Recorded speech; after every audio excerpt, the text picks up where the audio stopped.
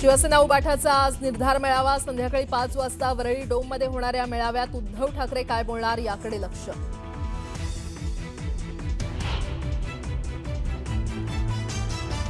केंद्रीय गृहमंत्री अमित शहा आज मुंबई दौऱ्यावर. भाजपच्या नवीन प्रदेश मुख्यालयाचं करणार भूमिपूजन. शहांच्या दौऱ्यामुळे राजकीय घडामोडींना वेग.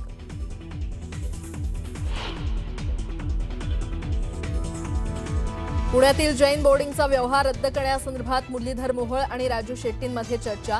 तर मालमत्तेवरून गोखलेंचं नाव हटेपर्यंत लढा देणार, शेट्टींचा इशारा.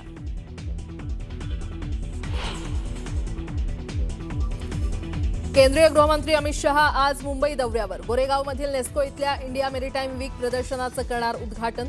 सीएम फडणवीसांसह इतर राज्यांचे मुख्यमंत्रीही राहणार हजर.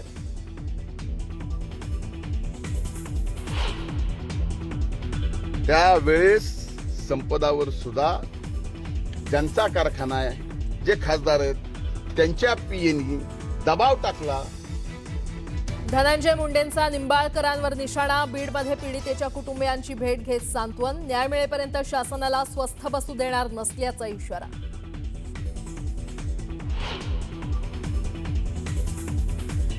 फलटण महिला डॉक्टर आत्महत्या प्रकरणात आरोपी गोपाळ बदनेची 30 ऑक्टोबरपर्यंत पोलीस कोठडीत रवानगी. बलात्कार केल्याचा सुसाईड नोटमधून आरोप.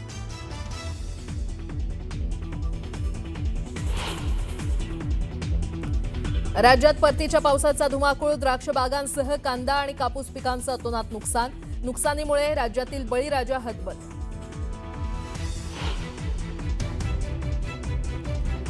देशभरात एसआयआर लागू करण्याबाबत निवडणूक आयोग देणार महत्त्वाची माहिती. उत्तर प्रदेश आणि मध्य प्रदेशसह 10 ते 15 राज्यांमध्ये होऊ शकते एसआयआरची घोषणा.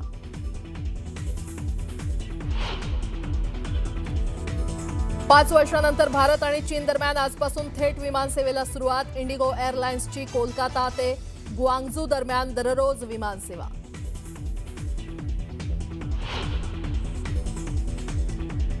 आणि भारताशी संबंध खराब करत पाकिस्तानसोबत मैत्री करणार नाही. अमेरिकेचे परराष्ट्र मंत्री मार्को रुबियोंचं मोठं वक्तव्य.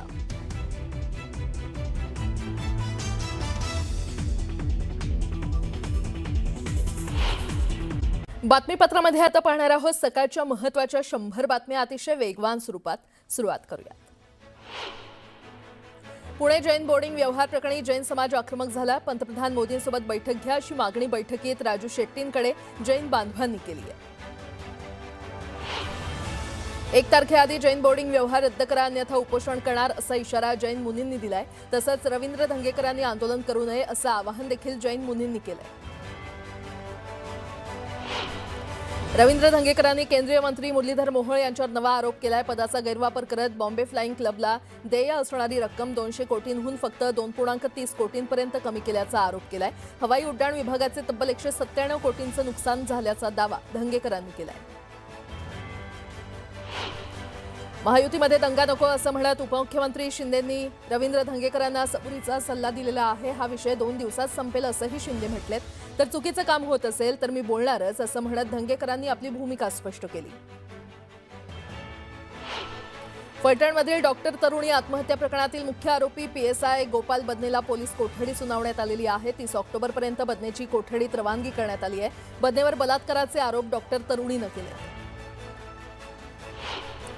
फलटणमधील महिला डॉक्टरच्या आत्महत्येवरून विरोधकांकडून रणजितसिंह नाईक निंबाळकरांना घेरलं जातंय. पण फलटण दौऱ्यावर असलेल्या मुख्यमंत्र्यांनी मात्र रणजितसिंह नाईक निंबाळकरांना क्लीन चिट दिली आहे. रणजितसिंह चिंता करू नका, आम्ही पूर्ण ताकदीनं तुमच्या पाठीशी आहोत असंही फडणवीस म्हटले.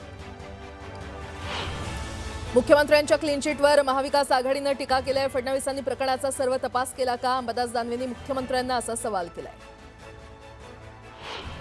आमदार धनंजय मुंडे यांनी डॉक्टर तरुणीच्या कुटुंबाची भेट घेतली. बीडमधील तरुणीच्या घरी जाऊन पीडित कुटुंबाचं सांत्वन केलं.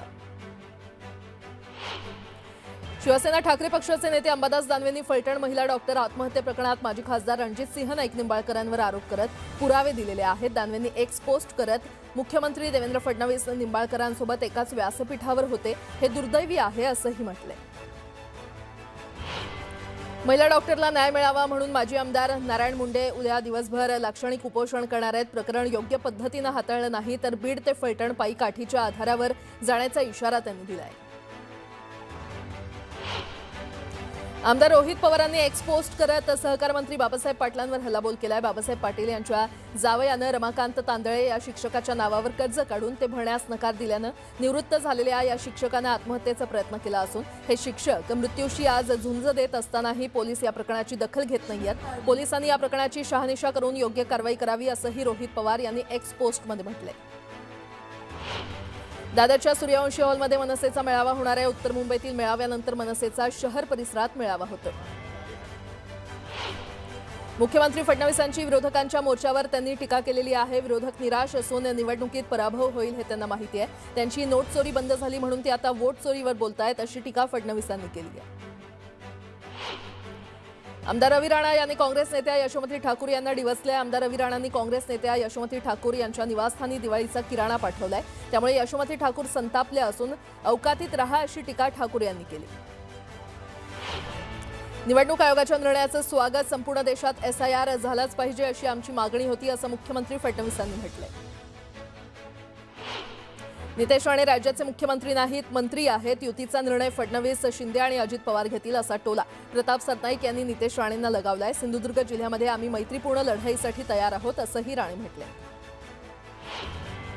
क्रीडा आणि युवक कल्याण मंत्री माणिकराव कोकाटे यांनी काँग्रेसवर जोरदार हल्लाबोल केलाय। काँग्रेसमध्ये प्रामाणिक कार्यकर्त्याला सोडून घराणेशाही चालते, यामुळे मी काँग्रेसमधून बाहेर पडलो आणि राष्ट्रवादीमध्ये आलो असं म्हणत मंत्री माणिकराव कोकाटे यांनी काँग्रेसवर टीका केली आहे।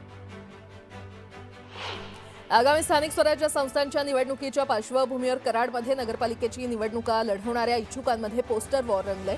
भाजप आमदार अतुल भोसले यांनी निधी मंजूर केल्यानंतर एकाच कुटुंबातील 3 इच्छुकांनी आमच्यामुळे निधी मंजूर झाल्याचा दावा करत प्रभागात पोस्टरबाजी केली। या पोस्टरबाजीला प्रभागातील अज्ञात नागरिकांनी बॅनरबाजी करत विरोध केला। सायनच्या प्रतीक्षानगर भागातील काही रहिवाशांनी आगामी मनपा निवडणुकांमध्ये मतदानावर बहिष्कार घालण्याचा इशारा दिलाय।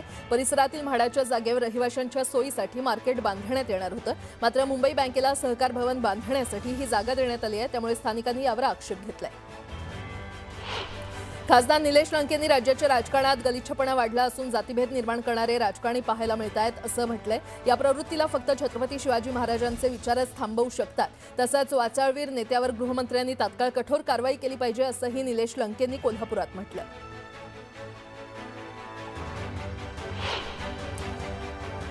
आता एक सविस्तर बातमी पाहणार आहोत। तपास अधिकाऱ्यांची देखील चौकशी करा आणि CDR तपासा असं मुंडे यांनी म्हटलेलं आहे। सुसाईड नोटमधील हस्ताक्षर डॉक्टर महिलेचं नाही असं मुंडे यांनी म्हटलंय। सुसाईड नोटवर कुटुंबियांना संशय असल्याचं देखील धनंजय मुंडे यांनी म्हटलंय। मृतदेह पोस्टमॉर्टमला नेण्यासाठी घाई का केली, न्याय मिळेपर्यंत स्वस्थ बसणार नाही असा इशारा धनंजय मुंडे यांनी दिलाय।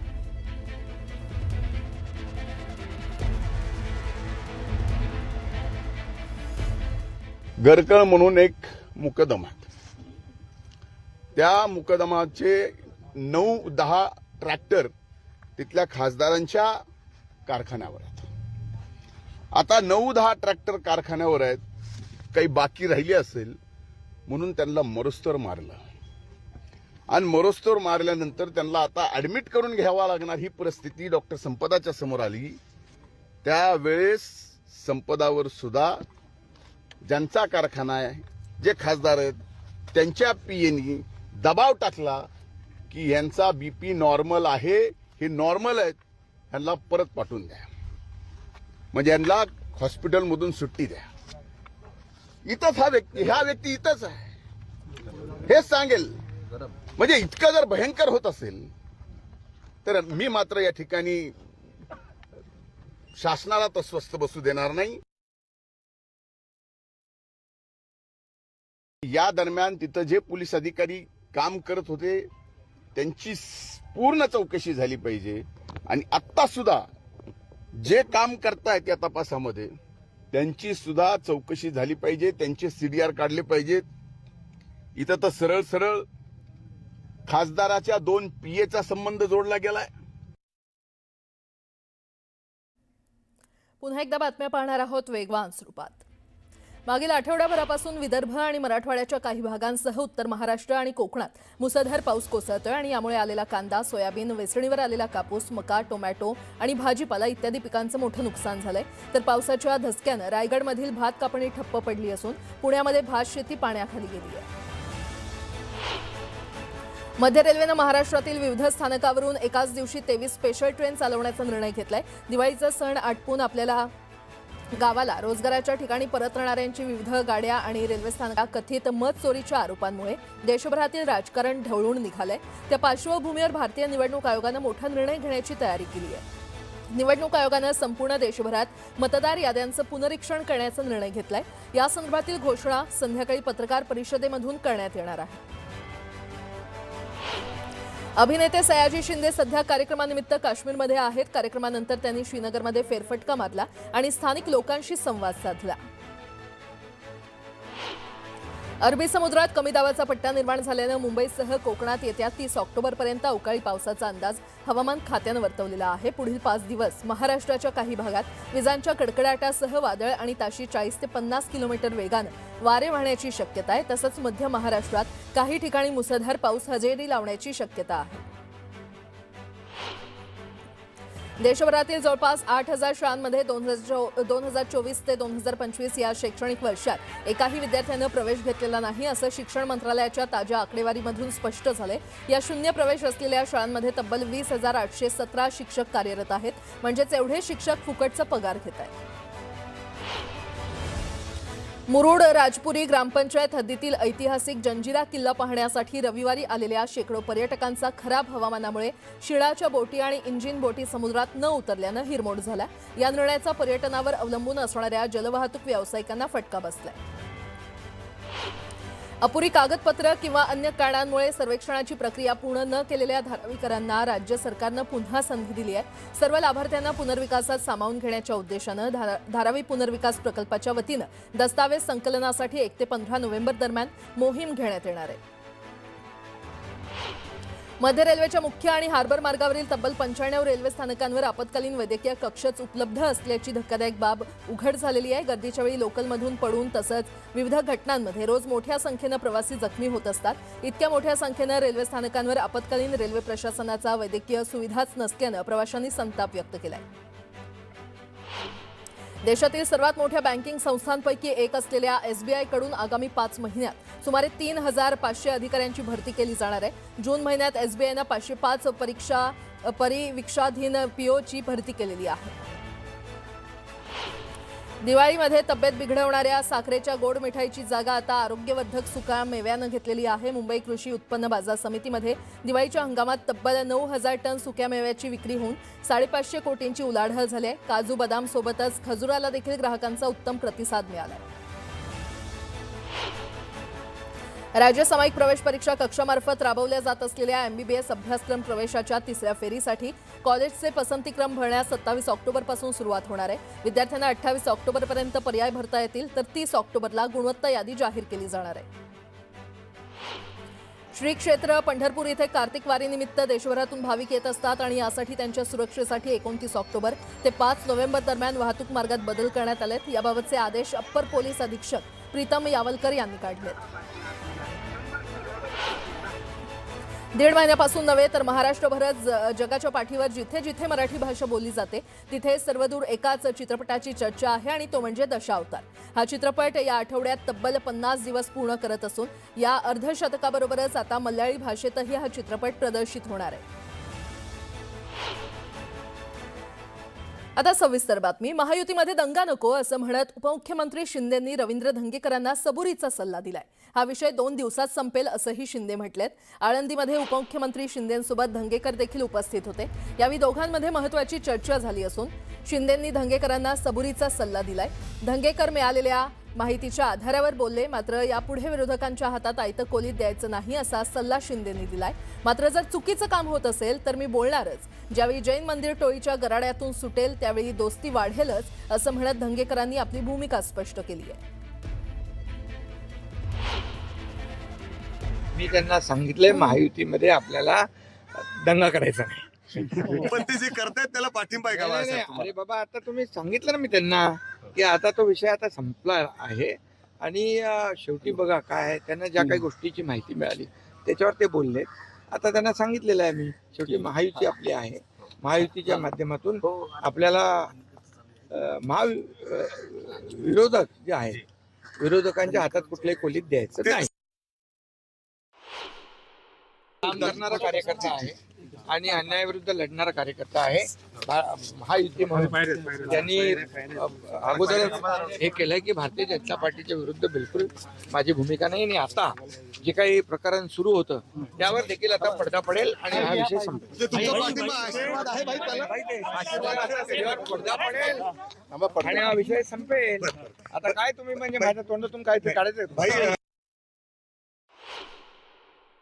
मी काही ग बसत नाही, वाईट प्रवृत्तीवर बोलणार आहे. उद्या मी चुकलो तरी मी मला क्षमा करणार नाही आणि ज्या दिवशी मी चुकन त्या दिवशी मी माघार घेतो. मला माहिती की आपलं चुकतंय आणि या गोष्टीमध्ये आमच्यावर काही चुकीच्या गोष्टी करतात का आमचं म्हणजे प्लॅन करून आम्हाला बदनाम करतात तरी आम्ही तयारी आम्ही आता ठरवलं.